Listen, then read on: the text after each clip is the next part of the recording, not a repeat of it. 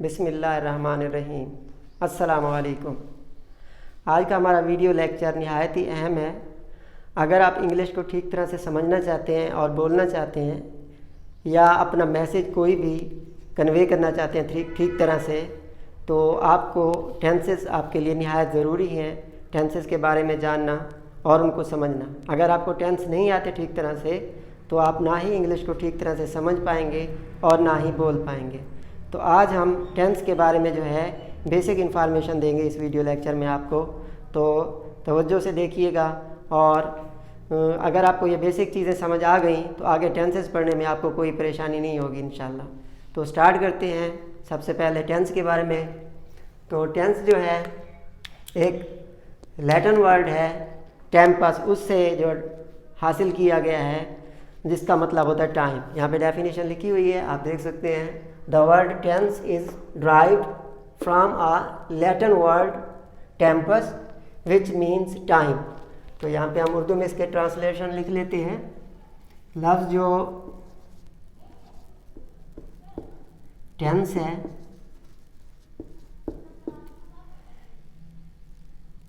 लातीनी ज़ुबान के लफ्ज़, लातीनी लफ्ज़ टेम्पस से हासिल किया गया, जिस का मतलब है वक्त। तो टेंस का लफ्ज़ जो है लातीनी ज़ुबान के लफ्ज़ टेम्पस से हासिल किया गया, जिसका मतलब वक्त होता है। वक्त को इंग्लिश में हम टाइम कहते हैं और इंग्लिश ग्रामर में हम टेंस का लफ्ज़ उसके लिए इस्तेमाल करते हैं। तो हम कह सकते हैं कि टेंस जो है टाइम को कहते हैं। हमारे काम के टाइम को, काम के वक्त को ज़ाहिर करता है, यानी हमारे वर्क या एक्शन, हमारे वर्क या एक्शन को ज़ाहिर करता है, उसके वक्त को ज़ाहिर करता है। मतलब हम जब भी कोई काम करते हैं, कोई काम करते हैं या काम के करने या होने का हम जिक्र करते हैं, तो उसका जो ताल्लुक़ होता है वो वक्त से होता है। अब वक्त जो है वो तीन तरह का होता है। मतलब जब भी हम कोई काम करने का जिक्र करते हैं या काम करते हैं तो उसका ताल्लुक़ ज़माने से होता है। या तो वो गुज़रे हुए ज़माने में होता है वक्त काम, या फिर मौजूदा ज़माने में होता है, या फिर आने वाले ज़माने में होता है। मिसाल के तौर पर अगर हम ये कहें कि वो स्कूल जा रहा था, या वो खाना खा रहा था, वो क्रिकेट खेल रहे थे, तो ये सारे जो हैं फ़िक्रे जो हैं ये गुज़रे हुए ज़माने को ज़ाहिर कर रहे हैं, जिसे हम पास्ट टेंस कहते हैं। इसी तरह अगर मौजूदा ज़माने में बात करें, जैसे मैं स्कूल जा रहा हूँ, हम क्रिकेट खेल रहे हैं, हम सबक याद कर रहे हैं, वो गाना गा रहा है, तो ये मौजूदा ज़माने का है। इसी तरह आने वाले ज़माने में जब हम बात करेंगे, जैसे वो स्कूल जाएगा या वो स्कूल जा रहा होगा, वो ख़त लिख रहा होगा, वो सबक याद कर रहा होगा, वो अखबार पढ़ रहा होगा, तो ये आने वाले ज़माने को ज़ाहिर करता है। तो इसी तरह वक्त को तीन हिस्सों में डिवाइड किया जा सकता है। और टेंस जो है वो वक्त को तो ज़ाहिर करता है, लेकिन हमारे काम या एक्शन दोनों का मतलब सेम है, तो हमारे काम के वक्त को ज़ाहिर करता है। काम को हम इसमें इंग्लिश ग्रामर में हम पार्ट्स ऑफ स्पीच में इसके लिए लफ्ज़ वर्ब का वर्ड यूज़ करते हैं। वर्ड आप पढ़ चुके हैं पहले, या पता होगा आपको, या हम एक और वीडियो लेक्चर में इस टॉपिक को डिटेल से कवर करेंगे। तो वर्ब कहते हैं फेल को, तो फेल का मतलब होता है काम। तो इससे हमें पता चला कि टेंस वक्त को कहते हैं या ज़माने को कहते हैं, जिसे हम इंग्लिश में हम टाइम का लफ्ज़ इस्तेमाल करते हैं। टेंस जो है वो टाइम को तो ज़ाहिर करता है, लेकिन हमारे काम के टाइम को, हमारी एक्टिविटी या कोई हमारा काम है उसके वक्त को ज़ाहिर करता है। टेंस जो है ये हमें बताता है कि काम का करना या होना किस वक्त में हुआ है, गुज़रे हुए वक्त यानी गुज़रे हुए ज़माने में हुआ है, या मौजूदा ज़माने में हुआ है, या आने वाले ज़माने में होगा। तो इसी लिहाज से टेंस की हम तीन जो बुनियादी अक़साम हैं वो पढ़ते हैं सबसे पहले। तो हम कह सकते हैं there are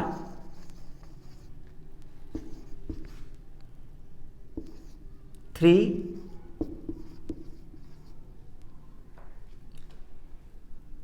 basic parts, basic tenses. There are 3 basic tenses, यानी बुनियादी तौर पर जो है ज़माने वो 3 होते हैं। एक वो ज़माना जो गुज़र गया, एक जो मौजूदा ज़माना है, एक और आने वाला ज़माना है। तो जो गुज़र गया ज़माना उसे हम पास्ट टेंस कहेंगे,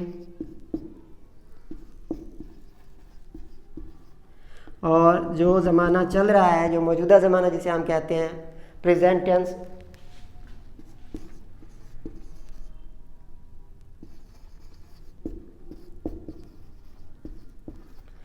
और एक आने वाला ज़माना जो कि फ्यूचर टेंस कहलाते हैं।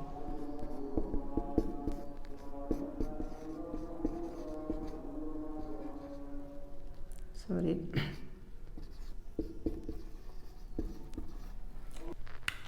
तो पास्ट टेंस को हम फेल माजी कहेंगे और प्रेजेंट टेंस को फेल हाल,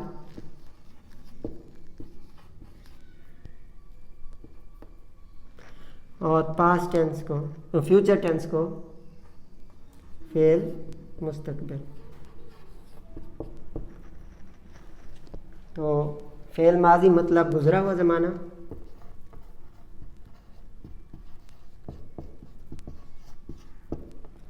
और फेल हाल मौजूदा ज़माना,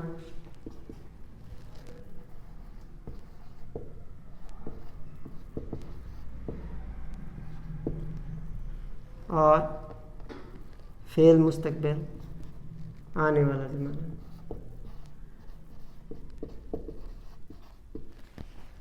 ये होते हैं बुनियादी टेंसेस, यानी बुनियादी ज़माने 3 किस्म के। एक वो जो गुज़र गया जिसे हम इंग्लिश में पास्ट टेंस कहते हैं, एक वो जो मौजूदा ज़माना है जिसे हम इंग्लिश में प्रेजेंट टेंस कहते हैं, और एक आने वाला ज़माना जिसे हम फ्यूचर कहते हैं।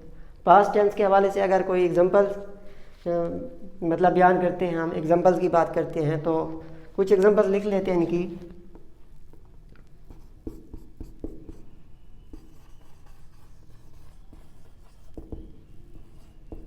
एग्जांपल लेते हैं इनकी। तो सबसे पहले पास्ट टेंस में हम कोई एग्जांपल ले लेते हैं, जैसे दे वर प्लेइंग हॉकी।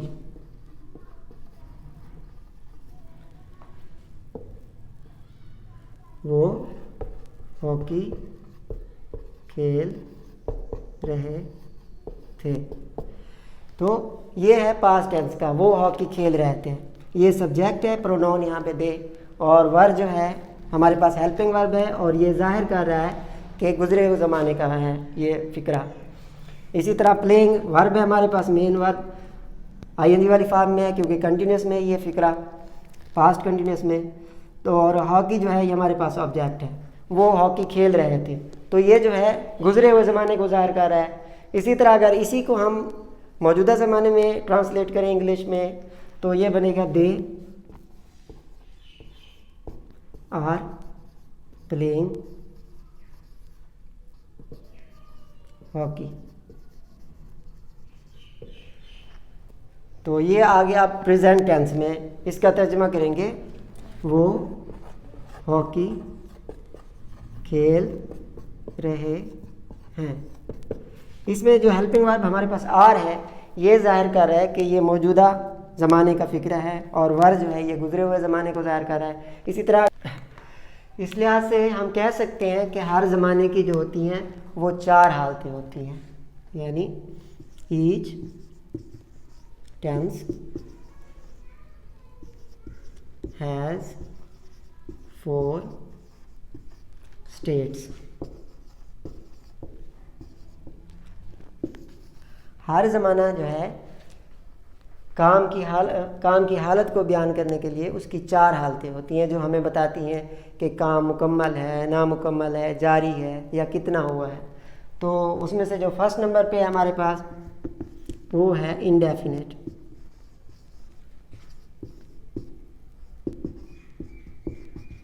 इसे हम कहते हैं गैर वाज़े, गैर वाज़े।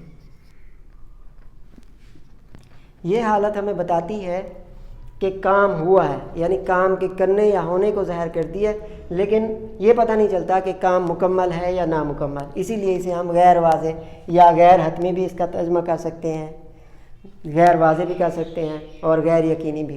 तो इसको हम लिख सकते हैं कि ये हालत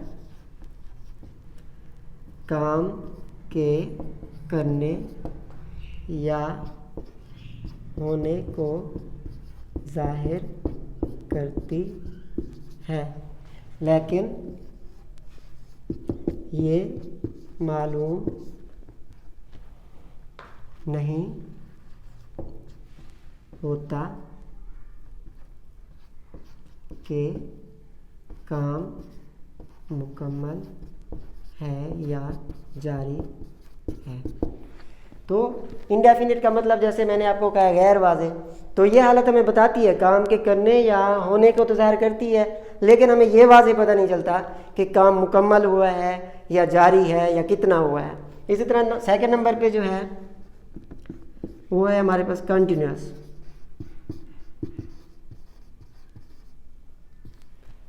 इसको कहते हैं जारी। ये हालत जो है काम के जारी होने को ज़ाहिर करती है। ज़माने की ये हालत जो है काम के जारी होने या रहने, काम के जारी होने या काम के जारी रहने को ज़ाहिर करती है। यानी ये हमें बताती है कि काम जारी है, चाहे वो अगर हम इसे पास्ट टेंस के साथ पढ़ेंगे तो गुजरे हुए ज़माने में, प्रेजेंट के साथ पढ़ेंगे तो मौजूदा ज़माने में, और पास्ट के साथ पढ़ेंगे, फ्यूचर के साथ पढ़ेंगे तो आने वाले ज़माने में।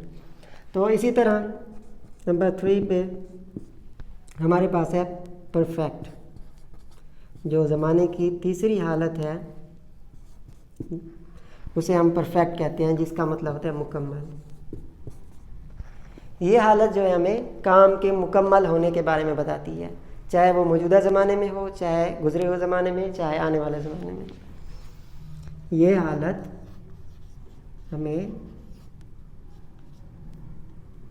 काम के मुकम्मल होने के बारे में बताती है। इसी तरह लास्ट में जो है उसे कहते हैं हम परफेक्ट कंटिन्यूस। नंबर 4 पे परफेक्ट कंटिन्यूस। इसके नाम से देखें, ये इन दोनों को मिला के बना हुआ है, कंटिन्यू परफेक्ट को और कंटिन्यूस को, तो इसीलिए इसका नाम है परफेक्ट कंटिन्यूस। आप लोग पता है कि कंटिन्यूस का मतलब होता है जारी और परफेक्ट का मतलब होता है मुकम्मल, तो इसे कहेंगे मुकम्मल जारी। ये जो है ये हालत कुछ काम मुकम्मल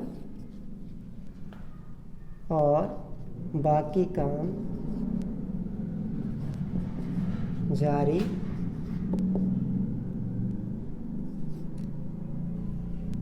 होने को जाहिर करती है। परफेक्ट कंटिन्यूस जो है ये हालत जो है काम का कुछ हिस्सा मुकम्मल होने को और बाकी हिस्सा जारी रहने को जाहिर करती है। तो ये बेसिक जो हमारे पास टेंसेज है वो 3 हैं।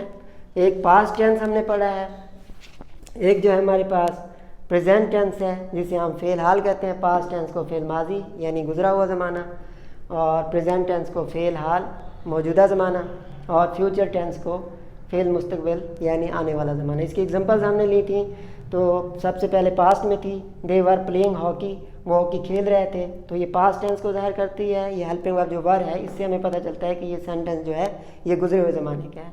इसी तरह इसी को हमने कन्वर्ट किया था प्रेजेंट टेंस में, तो ये है दे आर प्लेइंग हॉकी, वो हॉकी खेल रहे हैं। इसी तरह जब इसी सेंटेंस को हम फ्यूचर में कहेंगे तो ये होगा they will be playing hockey, वो हॉकी खेल रहे होंगे। तो ये तो टोटल जो है बेसिक टाइप्स हैं, वो टेंसेज हैं, बेसिक वो 3 हैं। तो इसकी जो काम की हालत को ज़ाहिर करता है टेंस, ये तो है वक्त के बारे में बताता है कि मौजूदा ज़माने में है, गुजरे हुए ज़माने में है या आने वाले ज़माने में। तो जब टेंस जो है, जो दूसरा इसका इम्पोर्टेंट फंक्शन है, वो हमें ये भी बताता है कि काम मौजूदा या गुजरे हुए या आने वाले ज़माने में तो हुआ है, लेकिन उसकी हालत के बारे में भी बताता है कि काम मुकम्मल हुआ है, नामुकम्मल है, जारी है।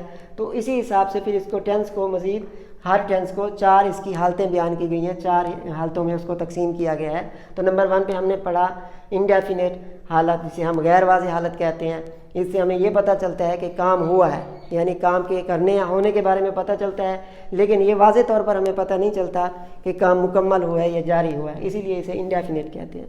कंटिन्यूस में हमें ये पता चलता है इस हालत में कि काम जारी है, यानी काम के जारी रहने या होने को ज़ाहिर करती है ये हालत। इसी तरह परफेक्ट टेंस में हमें किसी भी काम के मुकम्मल होने के बारे में पता चलता है जब परफेक्ट हम इसकी हालत पढ़ते हैं। इस तरह जो परफेक्ट कंटिन्यूस वाली हालत है, ये हमें बताती है कि काम कुछ मुकम्मल हो चुका और बाकी हिस्सा जो है उसका जारी है।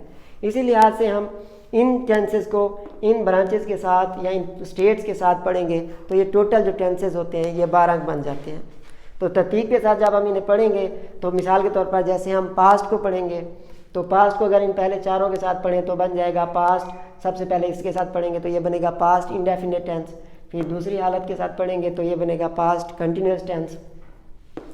फिर नंबर 3 पे जो है तो पास्ट परफेक्ट टेंस बन जाएगा, और नंबर 4 पे जो है पास्ट परफेक्ट कंटिन्यूस बन जाएगा। इसी तरह हम प्रेजेंट को इन चारों हालतों के साथ पढ़ेंगे और फिर फ्यूचर के साथ, यानी जैसा कि present indefinite tense, present continuous tense. फिर नंबर 3 पे जब पढ़ेंगे तो प्रेजेंट परफेक्ट टेंस, और नंबर 4 पे पढ़ेंगे प्रेजेंट परफेक्ट कंटिन्यूस टेंस। इसी तरह फ्यूचर को पढ़ेंगे जब फ्यूचर इंडेफिनिट टेंस और future continuous tense, future perfect tense और फ्यूचर परफेक्ट कंटिन्यूस टेंस। तो ये टोटल 12 टेंसेस बन जाते हैं।